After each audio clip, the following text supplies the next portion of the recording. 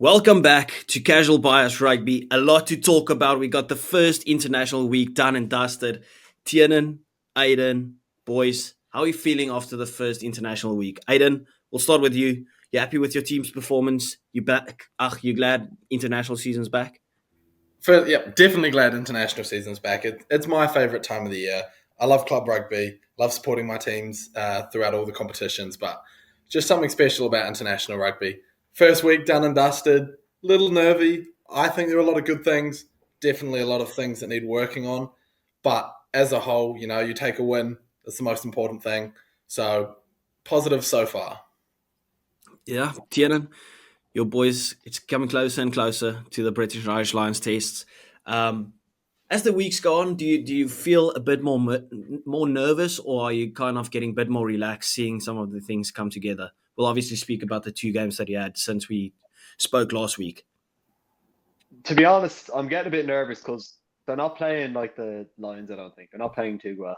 Like they've struggled now in the last two games. They've had times where the other team were in the lead. They're only Super Rugby sides, so they have a lot to fix. But I'm confident that they have a week between the Anzac team, the first test, so they should fix everything by then. But yeah, it's been good so far. I'm enjoying the Lions, and Ireland played the weekend as well. Dominant win over Georgia, so yeah, good time for. Speak about the devil. Jake is calling me. Let's hear. Jake. Get him on this.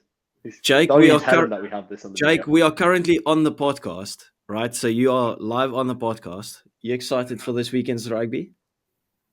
Oh, I'm very. They don't ask me about my journey. Yeah, Jake, where are you? Are you going to join?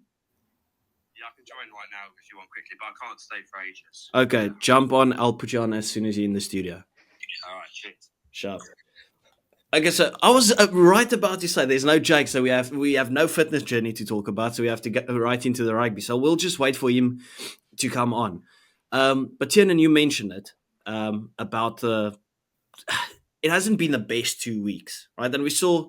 I mean, it's a crazy thing to say, but Andy Farrell said, "Listen, okay, it's been because the weather. It's been wet, which is a crazy excuse because both teams are playing in wet weather." Right, it's kind of. Have you guys seen that clip of like AFTV, Arsenal Fan TV, when they said, "Don't forget it was raining"? It's crazy, right? Both teams are playing in there. What's the main things that you think are like your worries in terms of this team leading into the tests? How is rain a bad thing for the four rainiest, most miserable countries in the world? Should be thriving in this weather. That's not a complaint. For once, Tiernan isn't biased.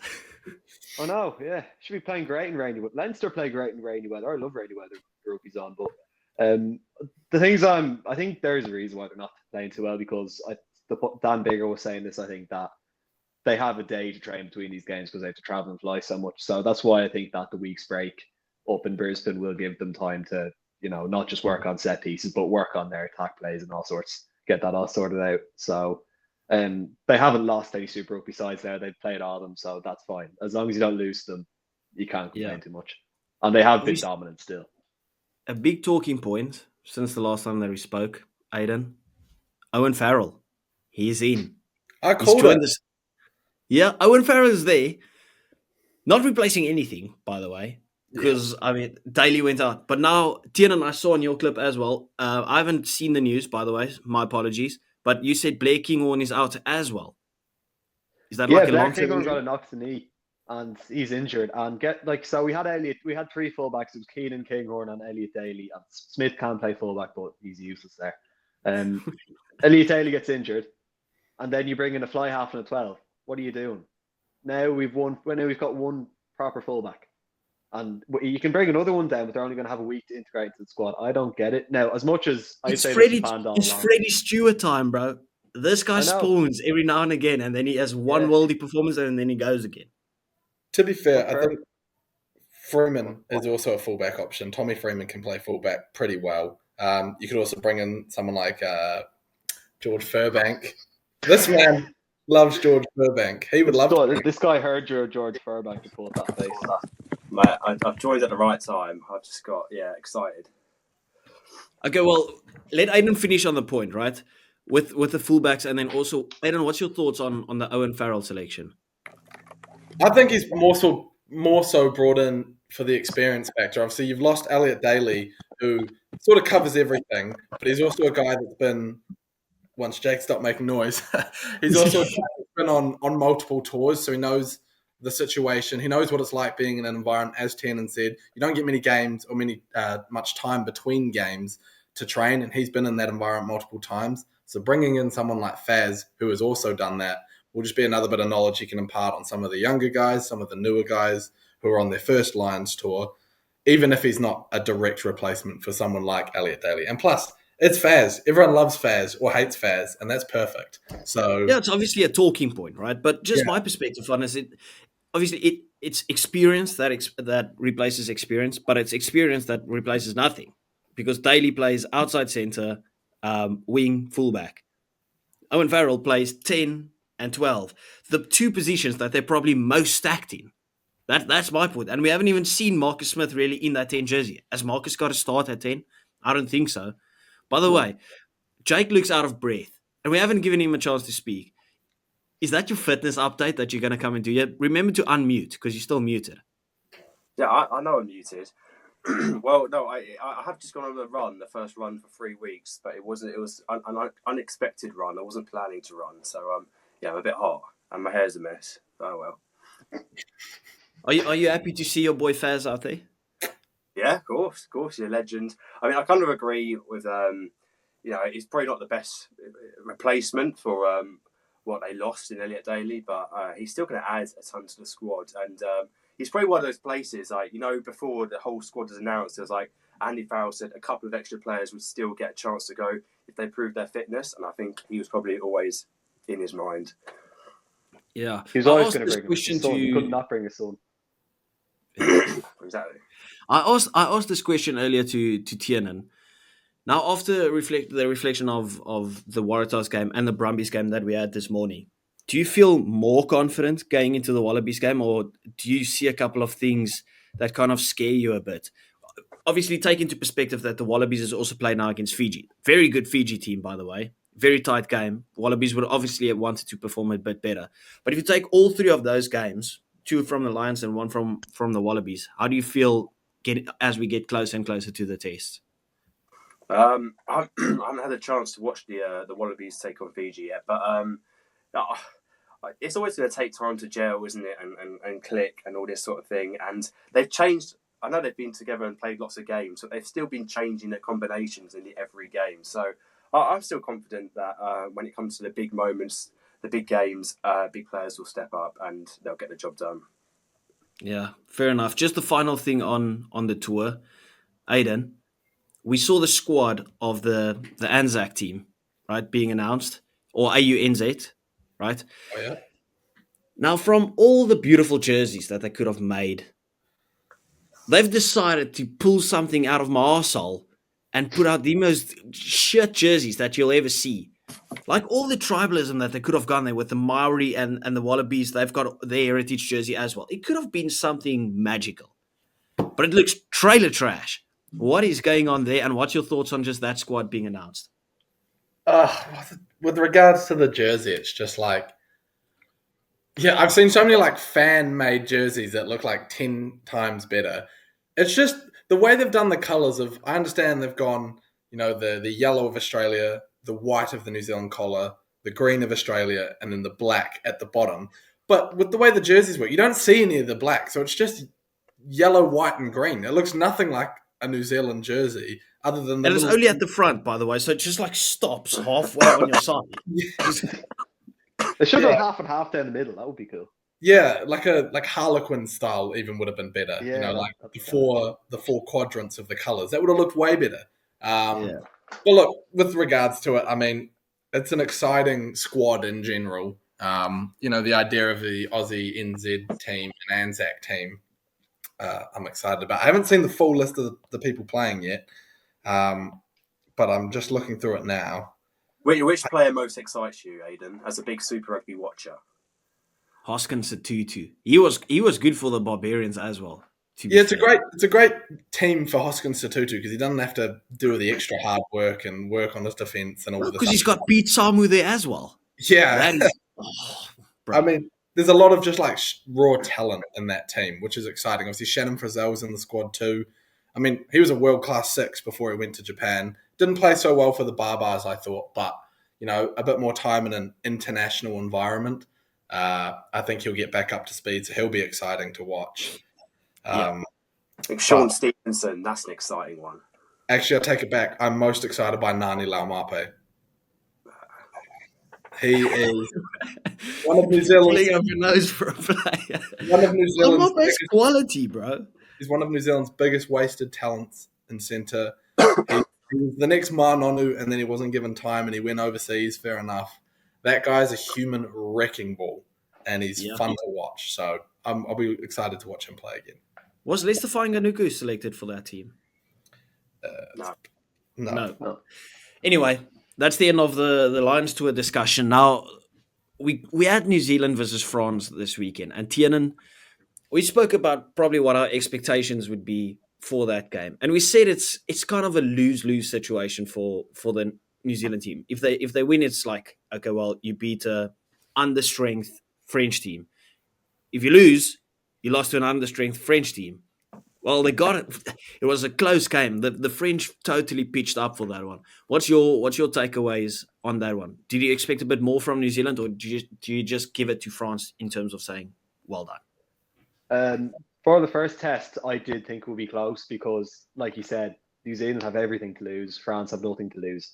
And people don't realise that France's depth is mental. Their top 14 league just has so much talent in it. So basically, their C and D, like B and C team, could put it up against most top international sides like they did. Now, I think New Zealand are going to dominate now the next two tests. France had their pepper patch. But yeah, I don't know. I just think New Zealand did this themselves, their media. Everyone's like the complaints to World Rugby that they're getting disrespected by having like a wasted fixture, and then France brought the game to them. Yeah, I just think it does show that France were really up for it. I don't think they'll bring it now the next two games. I'm expecting New Zealand to win by maybe 15, 20 points now. But yeah, are we surprised that the French brought it, Are we surprised? Because yes, there's a lot of guys that probably out there that want to prove a point. Exactly. Like they could that whole team could make it into the starting French team if they weren't good enough. And that's their time to go and prove, because we know France, they don't rotate very much. So these players, it's a rare chance for them to go out and perform, play their best rugby and try to get into the starting team. So I think we're always I expect it anyway. I think a lot of people that don't follow top 14 rugby or know about French rugby would have been surprised by that, but I'm not. Yeah. Aiden, from your perspective, as a Kiwi, how did you feel watching that? It was a weird one because, it was nervy, and I expected it to be nervy in the first game. Notoriously, we always tend to struggle in the first test match of the year. We weren't very good against England last year in Dunedin either. But I actually think for the most part of that game, we were in control. There were certain areas where we lacked. I think a few defensive lapses that led to easy tries. That Van Tonda break through the middle in the 22 in the second half, early in the second half. At the Swordway that also got away from not Billy Proctor. Yeah, Billy Proctor. Yeah, Billy Proctor. And that came off a scrum off one of the TMO tries that was disallowed, which I'm not really going to touch on. They were the right calls. Frustrating that it was involved in the game so much, but in terms of the calls that were made, they were correct.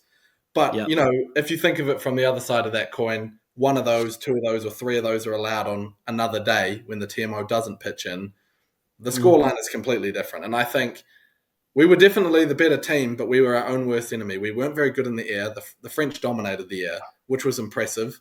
I thought Teo Adesogbe at the back was incredible. He played outstanding for France.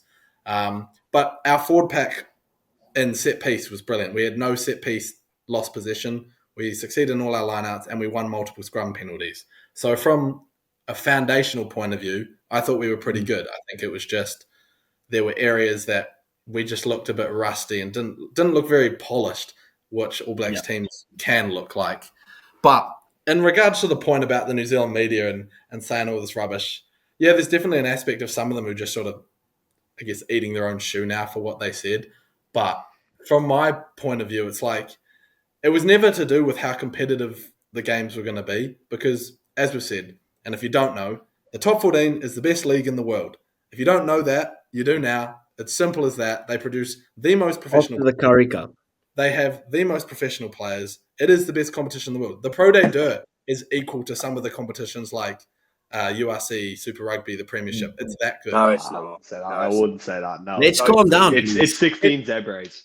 the French propaganda of that. It's being literally paid by the Aiden. French now. Aiden sucking up to the French now No, because he's been I hate French. because they've I been cannot suck it bullying up. him week in, week out on this thing, right? The French No. have been haunting Aiden's Bertie Wooster. He's been haunted. No, anyways, regardless of the point, they do have the most depth of any country in the world at the moment, even more than South Africa. I do think that they have the most professional players playing in a high-level competition. So it was never about how competitive it was going to be. My issue with it, with the B or C team, whatever you want to call it, coming down to New Zealand, is just simply that the New Zealand fans who pay their money to go to the stadiums to watch them play don't get to see the superstar players come and play. Like, I know, obviously, Dupont and Intermac and Ramos, some of those guys are injured, but those star players are who the New Zealand fans want to see the All Blacks play against. That is all it is. That's why they pay their money to go and watch it. It is, a clash of titans of some of the best teams in the world. They want to see those players, and the French fans get to see that in November. And I understand that the top 14 runs long and they've just played their finals. That's where my personal issue is with it. There's too many games. Well, they need to move it to adjust so they can fit in the July windows. I have no problem with the fact that this French B and C teams are brilliant and they're going to be competitive. I would just like to see New Zealand play the best France team available, even if we lose. I just want to see that competition. Yeah, that's a fair statement. Like that, we've spoke about that on multiple occasions. Jake, is this by chance one of the only times that you've actually watched the game and you can speak about it? No. Did you not watch France versus the All Blacks? I couldn't. I was busy that day. I wanted to. I also This got guy's dying. The fitness journey is struggling. It's got Jake, nothing to do with the running. I've got a cough. it's those burgers. It's speaking back to you. I have had a curry and a Nando's today.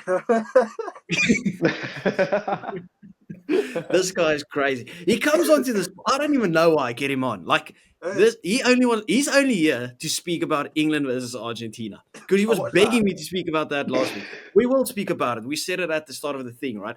Aiden, I was really impressed. Now, obviously, he wasn't man of the match or anything, but I really loved the performance of Fabian Holland in terms of just a workhorse. He's one of those guys, you don't need to do anything extravagant necessarily. He's just at every breakdown, doesn't miss a tackle. I don't think you lost any lineouts, did you? As you mentioned, no loss of possession. I mean, just got in there, did the job. I think that's what made the partnership of Brodie Retallick and Sam Whitelock so beautiful. It's like Brodie Retallick always hit the lines and whatever. I can't remember Sam Whitelock running 10 meters, right? But still, he's one of the best locks to ever do it because he's just that workhorse. You always need that guy that just does the groundwork. So I absolutely loved it. I like Bodie at 10 again. He's really hit his groove again at 10. We saw it in the Super Rugby as well.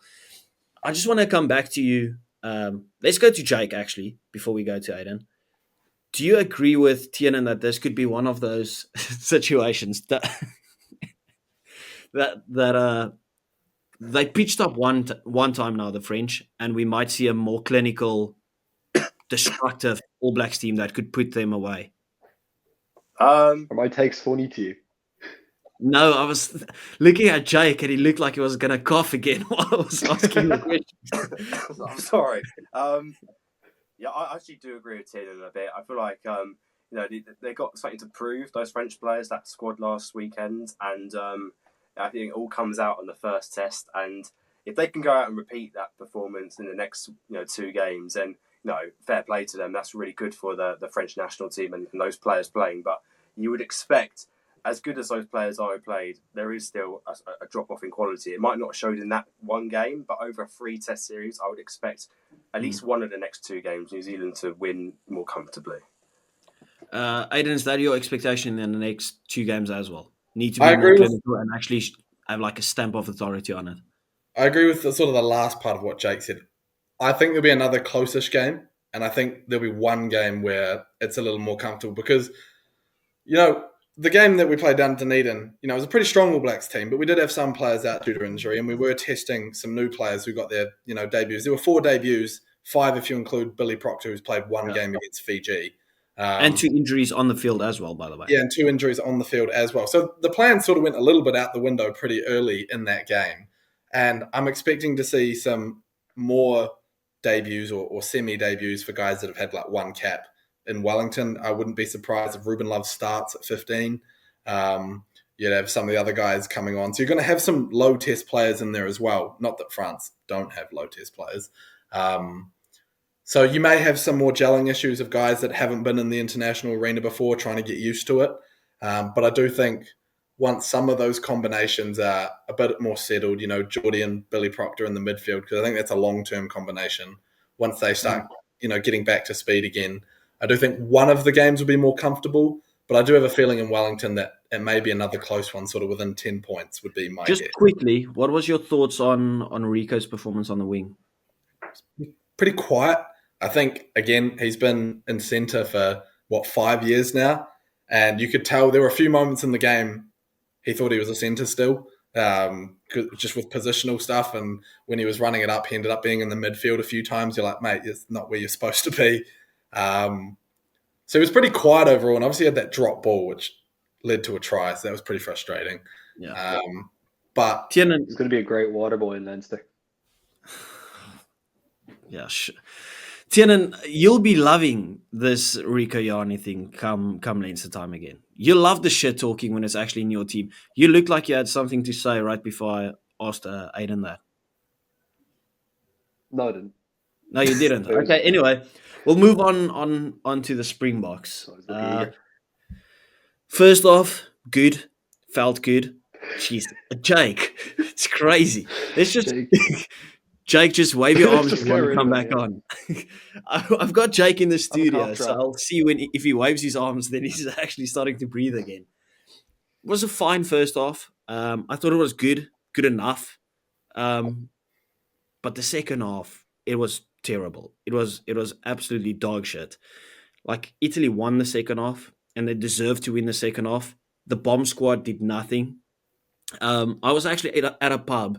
If you go onto like my different social medias, you'll see like fans talking about it, and everyone's been saying like it's just trash. It kind of felt lackluster. Like the guys didn't have the passion to actually go and play. And Russia was very harsh on the guys. And I mean, Jesse Creel's try, in my opinion, he was about 5 meters in front of the ball as well. So if you had to duck those 7.2, the scoreline is 35-23 or 24, whatever.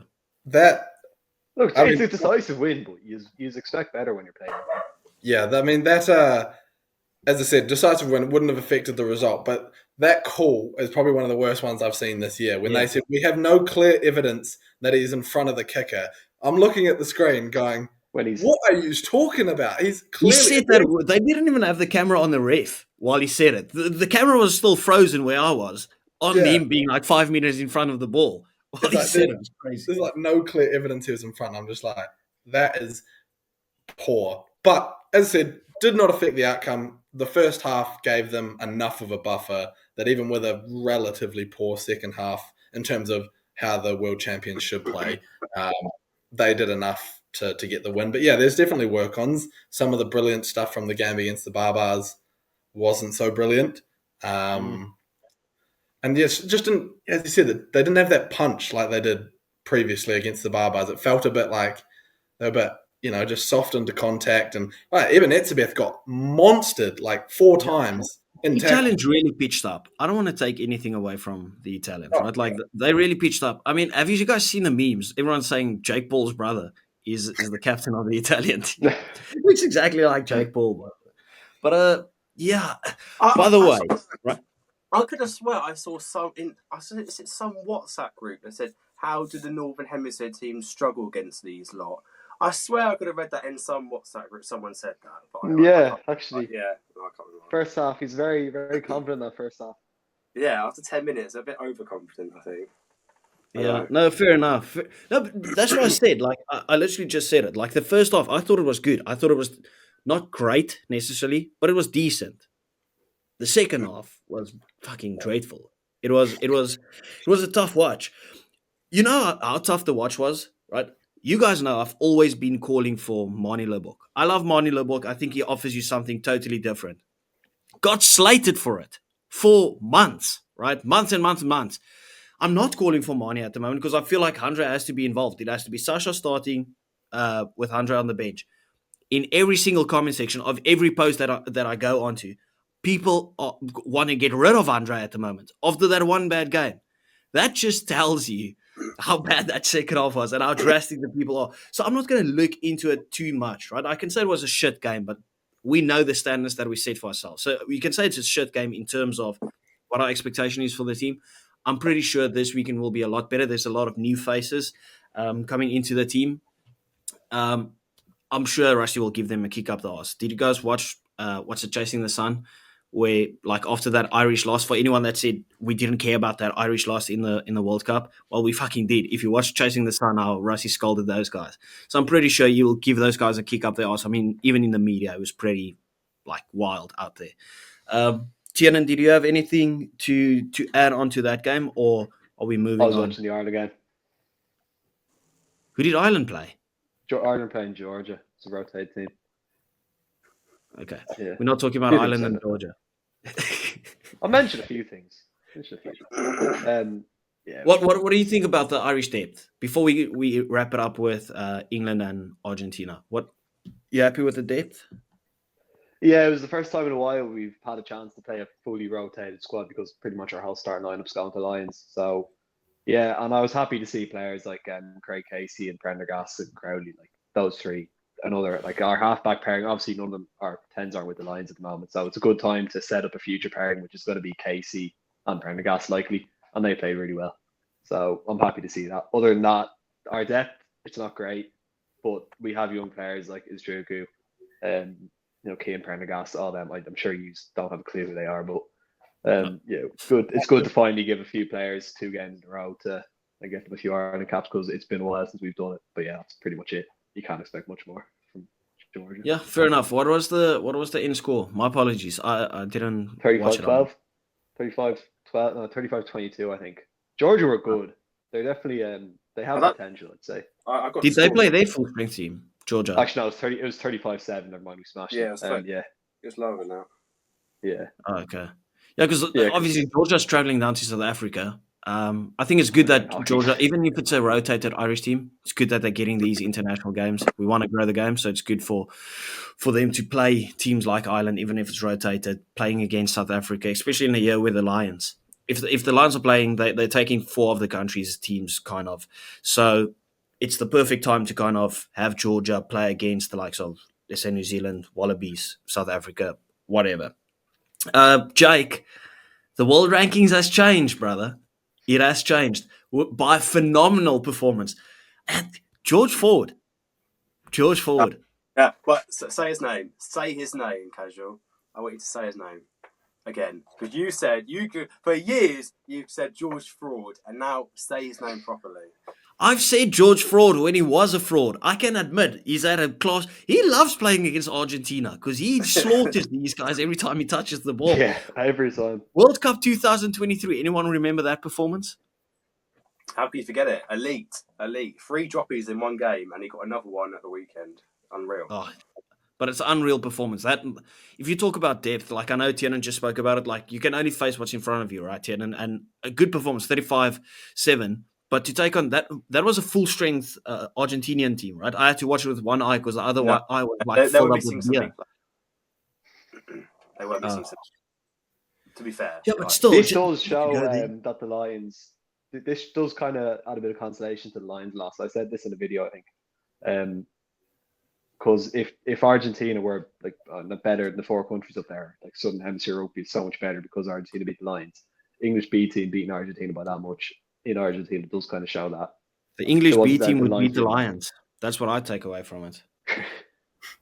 Easy. But yeah, no, it was a good performance. In the first half, it was like 3-0 after the first half, and George Ford drop goal. So yeah, low scoring, but some good English defence in most of the game, which was really good to see. I don't know what you guys thought of the game if you watched it.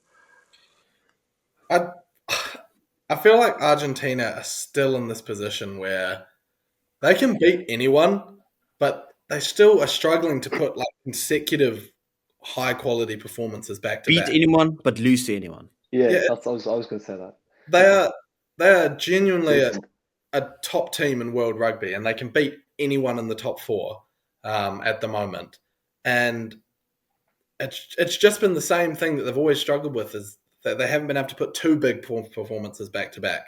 Obviously, they beat everyone in the Rugby Championship last year. World champions, New Zealand in New Zealand as well. And then, if you look at the points difference for the games, they still lost on points differential pretty heavily over those two matches. So I think when that changes, Argentina will be a very scary, scary team. But until then, it's tough to judge. I just want to see them string some really good performances back to back. Yeah, no, fair enough. Just a final talking point before we wrap up this episode. Eddie Jones has done it. Eddie Jones has done it. Wales have done it. Congratulations to Wales, extending the losing streak another week. It is crazy.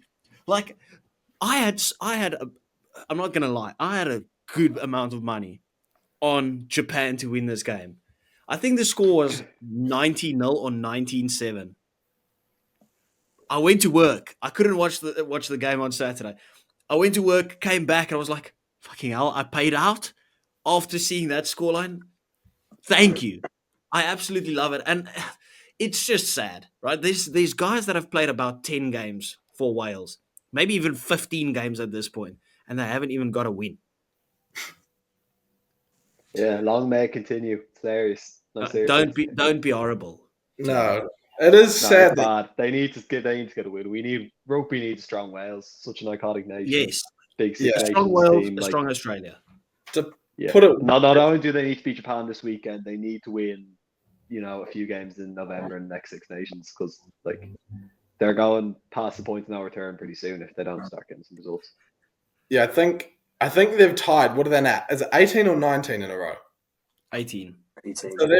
So they've tied the longest ever win streak of a Tier 1 nation at 18 as a losing streak. So if they win next week, the longest ever losing streak of a Tier 1 nation will match the longest ever winning streak of a Tier 1 Are they the San Marino of rugby now? Yeah, they are. Is this the lowest a Tier 1 nation's ever been ranked? 14. Probably. Yeah. Okay. Let's just be honest. Final thing. It's a rematch this weekend. They were up by a time. Do they fix it and get over the line this weekend against Japan, or does it become 19? They have to. If they don't get a win this weekend, they're not going to get a win for another 2 years. So yeah. They need to win. I'm just going to back them. I can't see them. It's so sad. They're going to win. It's not very confident, but they're going to win. Okay. Are we going to make it 4-4 and say Wales are winning? Jake, just back the boys. I know you have a rivalry. Just put it aside. It's sad. You do as well. Oh, but it'd be so good if they lost again. It would just be so fun. It would be hilarious. They'd fall down the rankings even more, and then they got Argentina at home as the next game, I think. So that'd be 20 in a row they'd lose. It'd be beautiful. He's already got their fixtures there just to see how far they are going to drop I don't think down. they're going to win in November. That's the thing. They have to win there. They're going to go another year winless. I don't think they'll beat anyone in November.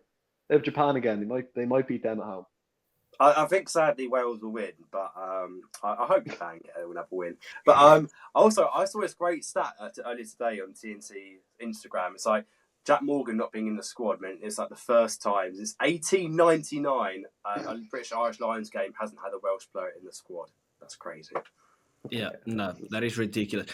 You know what is strange? I never thought I'd back or support any team except for the Springboks against Japan. Everyone loves Japan. Everyone wants Japan to win again. Just tells you the level it's got to. It's been this level at about 9 losses. I've supported Wales for 10 losses. I might have even supported Wales a bit against South Africa. I was just like, what is going on over here? You've gone and bought a Welsh hat by the looks of it. Yeah. Yeah, representing the boys. Yeah. Anyway, we'll wrap it up over there. Everyone, please do remember to hit that like and subscribe button. We do appreciate you guys. Guys, as always, thank you for coming on, just chatting a bit of shit as we always do. Yeah, we'll see you guys next week. Hopefully, some more fun talking points. Anyway, Jake, be on time next time, please. Just glad you can I'm miss going it out to- any time if you go on a jog again. I'm going out to Australia. I won't be here next time. Oh, we're going to film with Jake Oh, while yeah. he's in Australia. Maybe.